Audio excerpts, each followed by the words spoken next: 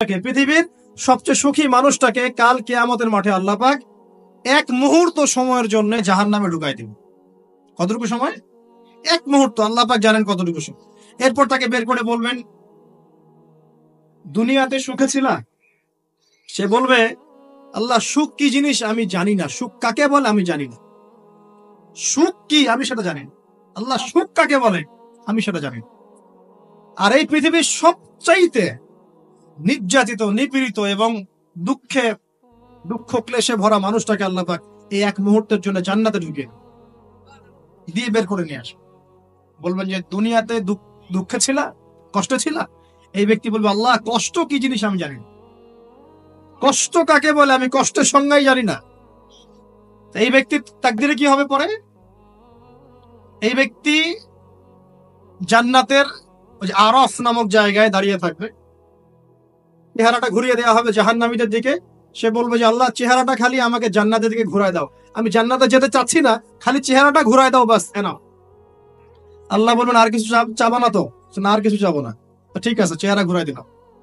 এবার চেহারা জান্নাতের দিকে ঘুরে আসে, জান্নাতের ধান, জান্নাতের নেয়ামতের স্নিগ্ধতা সব পাচ্ছে সে।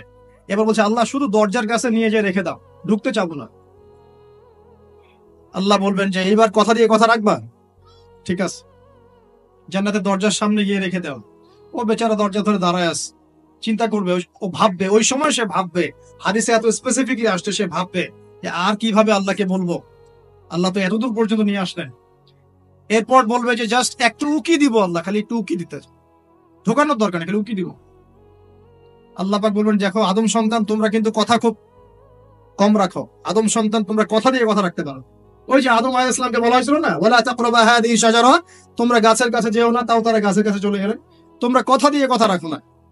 এবার উকি দিয়ে সে বলবে, আল্লাহ এতদূর যখন নিয়ে আসছো, আল্লাহ আমাকে আর এখান থেকে দূরে ঠেলে দিও না, আমাকে ঢুকাই দাও আল্লাহ। আল্লাহ পাক তাকে জান্নাতে ঢুকাই দিবেন এবং এই দুনিয়ার চাইতে 10 গুণ বড় জান্নাত তাকে দিবেন ইনশাআল্লাহ। তাহলে আমরা বুঝতে পারলাম যে দুনিয়ার বাস্তবতা কি আর আসল প্রকৃত সাফল্য কাকে বলে। আরেকটা কথা বলি, এক ব্যক্তিকে জাহান্নামের শাস্তি দেওয়া হবে বছরের পর বছর, অনেক বছর, অনেক বছর। কত বছর আল্লাহ ভালো জানেন, কারণ জাহান্নামের উপর থেকে ছেড়ে দেওয়ার পরে জাহান্নামের তলায় গিয়ে পৌঁছাতেই মানে কত হাজার হাজার বছর পার হয়ে যাবে মানুষ জানে না। এত গভীর জাহান্নাম, এত গভীর। আমরা তো এখন নাসাকে ইলাহ বানিয়ে নিয়েছি, নাসা যা বলে তাই বিশ্বাস করি। ও বলে মঙ্গলে পানি আছে, আমরা বলি হ্যাঁ পানি আছে। ও বলে চাঁদে এই আছে, আমরা বলি হ্যাঁ সেই আছে। নাসা যদি এখন বলে জাহান্নাম নামে একটা জায়গা আছে, কালকে দেখবেন সব মানুষ বিশ্বাস করছে জাহান্নাম নামে একটা জায়গা আছে। এটা হলো যে সায়েন্সকে আমরা এখন উপাস্য বানাচ্ছি, এটা একটা শিরক, এটা আধুনিক শিরক। আধুনিক আরো শিরক আছে, আল্লাহর হালালকে হারাম করা, আল্লাহর হারামকে হালাল করে নেওয়া। ওইদিকে আমি যাচ্ছি না। এখন পড়তে পড়তে পড়তে একটা জায়গা তাকে দাঁড় করিয়ে দেওয়া হবে, আযাব দেওয়া হবে, আযাব দেওয়া হবে, আযাব দেওয়া হবে। এক পর্যায়ে সে চিৎকার করতে থাকবে, ইয়া মান্নান ইয়া হান্নান, ইয়া মান্নান ইয়া হান্নান। এভাবে চিৎকার করতে করতে, এগুলো আল্লাহ পাকের নাম। এগুলো কি আল্লাহ পাকের নাম। আল্লাহ পাক বলবেন, দেখো জাহান্নামের অতল গভীরে কোন আমার বান্দা আমাকে ডাকছে, কি হাজত তার, নিয়ে আসো। ওকে জিজ্ঞাসা করা হবে কি প্রয়োজন। সে শাস্তির অভিযোগ করবে, শাস্তির অভিযোগ করে তাকে বলবে যে আমার এই শাস্তি আমি সহ্য করতে পারছি না, আল্লাহ আমাকে এইটা দাও, সেইটা দাও আমাকে, আমি যেখানে থাকি সে থাকার জায়গাটা ভালো না, আমি যেখানে বসি বসার জায়গা ভালো না। এরকম অনেক কথা বলতে থাকবে। আল্লাহ পাক তখন তার গুনাহগুলোকে স্মরণ করাবেন, মানে তার এই অবস্থা কেন হলো এটা স্মরণ করা। এবার সে ব্যক্তি পিছনে ফিরে, তাকে আবার পাঠিয়ে দেওয়া হবে, যাও পিছনে ফিরে যাও। তো যেতে যেতে সে তাকাবে পিছনে ফিরে, বারবার তাকাবে আর বলবে, আল্লাহ তোমার রহমতে আমাকে একবার সেখান থেকে তুমি বের করে নিয়ে আসছো, আল্লাহ দ্বিতীয়বার আমাকে সেখানে পাঠাও। আমি তোমার রহমতের আশা রাখি যে তুমি আমাকে মাফ করে দিবা। আল্লাহ পাক বলবেন, আমার রহমতের ওসিলায় সে আমার কাছে চেয়েছে, যাও আমি তাকে মাফ করে দেব। এই জাহান্নাম থেকে বের করেও আল্লাহ পাক অনেক মানুষকে কি করবেন, জান্নাতে দিবেন ইনশাআল্লাহ। একজন ব্যক্তির কথা আসছে, 99টা খুন করেছে, তওবা করার সুযোগ আছে কিনা খুঁজতে গিয়েছে। এক আবেদ যে ইবাদত করে, আলেম না আবেদ, সে বলেছে কোনো মাফ নাই, ওকেও হত্যা করে 100 পূর্ণ করেছে। পরে অন্য এক আলেমের কাছে গিয়ে তওবা করেছে। আল্লাহ পাক তার জান কবজের সময় ফেরেশতাদের দূরত্বকে পরিমাপ করে এই ওসিলায় আল্লাহ রাব্বুল আলামিন তাকে মাফ করে দিলেন।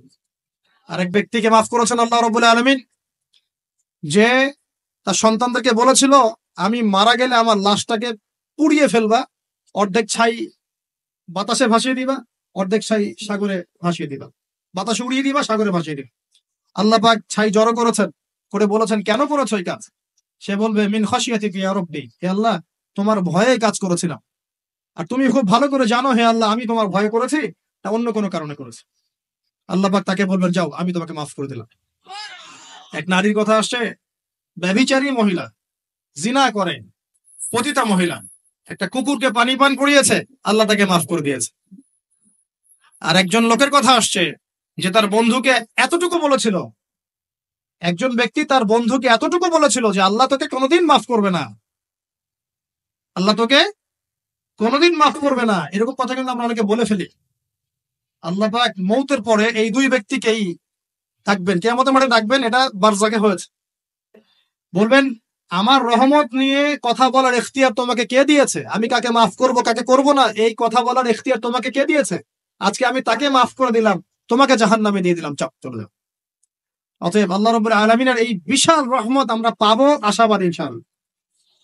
এই কারণে আমাদের প্রথম যে বিষয়টা ফোকাস করতে হবে, আল্লাহ রহমত পেতে হলে আমাদের অবশ্যই বস্তুবাদিতা ত্যাগ করতে হবে। আল্লাহ পাক দুনিয়া পছন্দ করেন না, দুনিয়ার মোহে যারা ডুবে থাকে আল্লাহ এদেরকে পছন্দ করেন।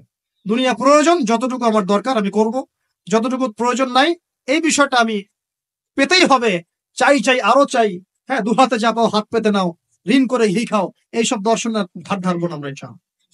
আমাদের দুনিয়া চলে গেলে যাক, বাকির খাতা পূর্ণ হোক ইনশাআল্লাহ তাআলা।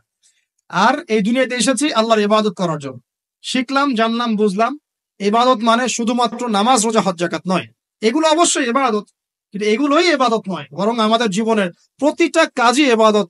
আমাদের স্ত্রীর মুখে ভাত তুলে দেয়া পর্যন্ত, একটা মুসলিম ভাইয়ের সাথে হাসি মুখে কথা বলা পর্যন্ত, মুসাফা করা পর্যন্ত, এভরি সিঙ্গেল ওয়ার্ড যা আমরা এই দুনিয়াতে করি এগুলো ইনশাআল্লাহ তাআলা ইবাদত বলে কাউন্ট হবে যদি আমরা এগুলোকে তিনটা পদ্ধতিতে করি। এক, আল্লাহর সন্তুষ্টির জন্য করি, দুই, রাসূলের পদ্ধতিতে করি, এবং হালাল খেয়ে করি। ইনশাআল্লাহ তাআলা আল্লাহ পাক আমাদের সবাইকে এভাবে ইবাদত করার তৌফিক দান। আর শেষ করার আগে আমি আর কয়েকটা পয়েন্ট টাচ করে শেষ করে দিচ্ছি, রাত অনেক গভীর হচ্ছে। আসন্ন রমজান মাস আমাদের সামনে আছে, আমাদের সামনে বলতে এই তো 2 সপ্তাহ হয়তো বাকি নাই। আমি কয়েকটা পয়েন্ট খালি আপনাদের সাথে শেয়ার করবো, যে এই পয়েন্ট গুলো যদি একটু ফোকাস করি, রমজান মাসটা গোনা মাফের উৎসব হবে ইনশাআল্লাহ। আমরা কলেজ লাইফে পড়তাম একটা ওয়ার্ড, উৎসবের উৎসাহ। উৎসবের উৎসাহ, এই যে ছায়ানট উদিচি এইসব জায়গায় যারা থাকে না, এরাও এই শব্দগুলো জানে ভালো।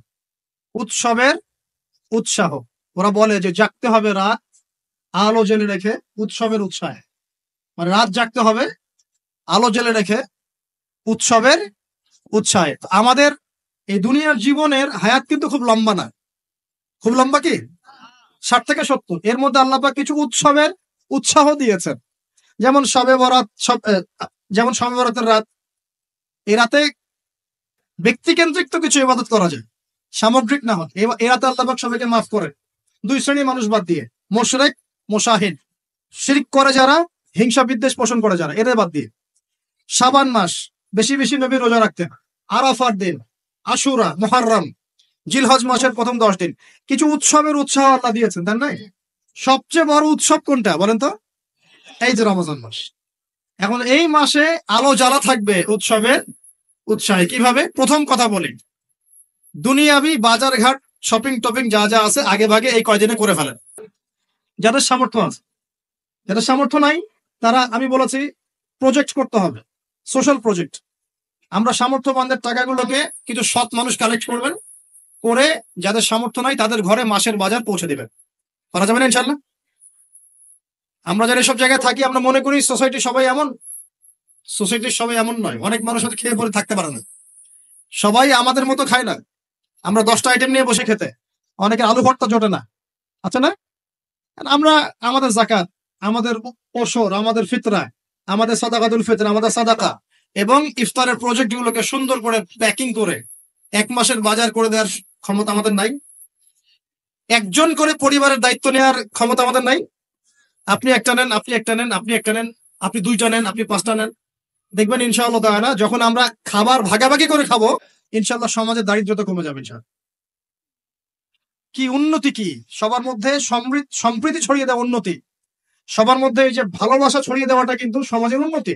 উন্নতি মানে আমরা আসলে কি বুঝি? খালি কনস্ট্রাকশন নির্মাণ করার উন্নতি? সবার মধ্যে সম্প্রীতি ছড়িয়ে দেওয়াটা উন্নতি। আগে রমজানের প্রিপারেশন নেন, এটা গেল একটা পারিবারিক ইকোনমিক প্রিপারেশন। আধ্যাত্মিক প্রিপারেশন কি? হুট করে রমজান মাসে গিয়ে সব এবাদত একসাথে ধরা যায় না। এই কারণে এখন থেকেই নামাজ, তেলাওয়াত, তাফসীর পড়া, একটু তাহাজ্জুদ, চারটার নামাজ, ইশরাকের নামাজ, জিকির আজগার, এগুলো একটু ধরার চেষ্টা করি, কিন্তু রমজান মাসে গিয়েই আমি একদম যেন মোমেন্টামটা যেন ধরতে পারি ইনশাআল্লাহ। আল্লাহ পাক তৌফিক দান করুন। 3 নাম্বার হচ্ছে অপচয় করবো না রমজান মাসে। অনেকদিন বলছি 5টা খেজুরে যদি ইফতার হয়ে যায়, 6 নাম্বার খেজুর আপনার খাওয়ার দরকার নাই, আপনি দান করে দেন। 2টো জামা দিয়ে ঈদ হয়ে যাচ্ছে, 4টা জামা কেনার দরকার নাই, বাকি 2টো দান করে দেন। আপনার পরিবারের জন্য যদি 30 কেজি চাল যথেষ্ট হয়, 40 কেজি কেনার দরকার নাই, বাকিটা দান করে দেন।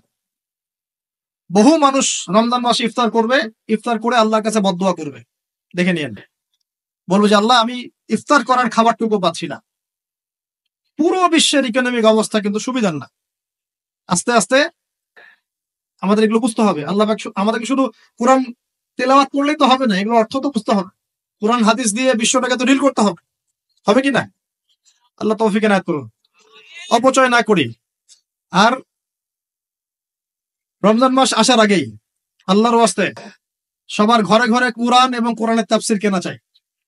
এই রমজান মাস আমরা কোরআন পড়ে শেষ করে দেবো ইনশাআল্লাহ। রমজান মাসের সবচেয়ে ইম্পর্টেন্ট জিনিসটা কি বলেন তো?